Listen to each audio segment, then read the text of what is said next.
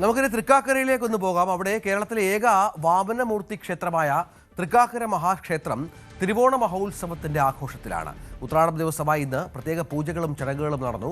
പകൽപൂരമാണ് ഉത്രാടത്തിന്റെ സവിശേഷത. തിരുവോണ ദിവസമായ നാളെ രാവിലെ മഹാബലിയെ എതിരേൽക്കുന്ന ചടങ്ങോടെ ആഘോഷങ്ങൾക്ക് തുടക്കമാകും. തൃക്കാക്കര എന്നറിയപ്പെടുന്നതിന് തിരുവോണത്തിന്റെ നാള് എന്ന രീതിയിലാണ് പൊതുവിൽ അറിയപ്പെടുന്നത്. ഏക വാമനമൂർത്തി ക്ഷേത്രമാണ് തൃക്കാക്കര മഹാക്ഷേത്രം എന്ന് പറയുന്നത്. അതുകൊണ്ട് ഈ തിരുവോണത്തിന്റെ നാളുകളിലെ ഈ ഒരു ഉത്സവാന്തരീക്ഷം തന്നെയാണ് ഇവിടുത്തെ ഏറ്റവും വലിയ ഒരു സജീവത എന്ന് പറയുന്നത്. ഇന്ന് ഉത്രാടമാണ്. ഉത്രാടത്തിന് വലിയ തിരക്കാണ് ഇന്നും അനുഭവപ്പെട്ടത്. ദിവസത്തിന്റെ ഒരു സവിശേഷത എന്ന് പറയുന്നത് രാവിലെ നടക്കുന്ന ചടങ്ങുകളും പിന്നീടുള്ള പകൽപൂരവും എല്ലാം തന്നെയാണ്. അതോടൊപ്പം തന്നെ ഇന്നും നാളെയുമായിട്ട് തിരുവോണത്തിൻ്റെതായ വളരെ സമൃദ്ധമായ വിശിഷ്ടമായ സദ്യവട്ടങ്ങളെല്ലാം തന്നെ ഉണ്ടാകും. നിരവധി പേരാണ് ഈ ദിവസത്തിൻ്റെ ഒരു ആഘോഷങ്ങളിലേക്ക് പങ്കെടുക്കാനായിട്ട് തൃക്കാക്കരയിലേക്ക് അടക്കം എത്തിച്ചേരുകയും ചെയ്യുന്നത്.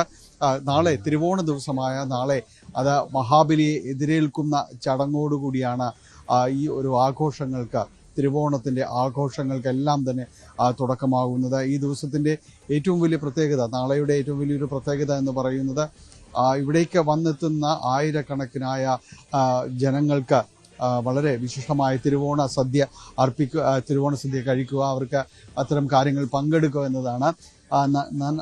നാനാജാതി മതസ്ഥരായ നിരവധിയായ ആളുകൾ ഈ തിരുവോണ സദ്യയിലും മറ്റും പങ്കെടുക്കുന്നതിനും ഒത്തുചേരുന്നതിനുമായിട്ട് ഈ ദിവസങ്ങളിൽ നാളെ ഇവിടേക്ക് എത്തിച്ചേരുന്നു എന്നതാണ് തൃക്കാക്കരയുടെ ഒരു സജീവതയും തൃക്കാക്കരയുടെ ഒരു വലിയ ആഘോഷവും എന്നെല്ലാം തന്നെ പറയുന്നത് ആ ഒരു മുഹൂർത്തങ്ങൾ തന്നെയാണ്. കാരണം അന്ന് ഈ നാളെ, അതായത് തിരുവോണ ദിവസം ഇവിടേക്ക് എത്തിച്ചേരുന്ന അവരെല്ലാം തന്നെ നാളത്തെ തിരുവോണ സദ്യ എന്ന് പറയുന്നത് ഇവിടെയാണ്.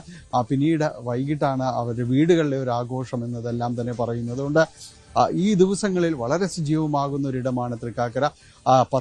അത്തത്തിന് കൊണ്ടുവരുന്ന തൃപ്പൂണിത്തുറയിൽ നിന്ന് കൊണ്ടുവരുന്ന അത്തം ആഘോഷങ്ങൾക്ക് ശേഷം ഇവിടെ എത്തുന്ന അത്തം പതാക ഉയർത്തുന്നതോടെ ഉത്സവങ്ങൾക്ക് തുടക്കമാകുകയും തിരുവോണ ദിവസത്തിൻ്റെ ആ ഒരു ആഘോഷങ്ങളോടുകൂടി അത് അവസാനിക്കുകയും എല്ലാം തന്നെ ചെയ്യും. എന്തായാലും എല്ലാ ആഘോഷങ്ങൾക്കും പൂർണ്ണതയോടുകൂടി തന്നെ അതിൻ്റെ തയ്യാറെടുപ്പോടുകൂടി തൃക്കാക്കര ഒരുങ്ങിയിരിക്കുന്നു എന്നതാണ്.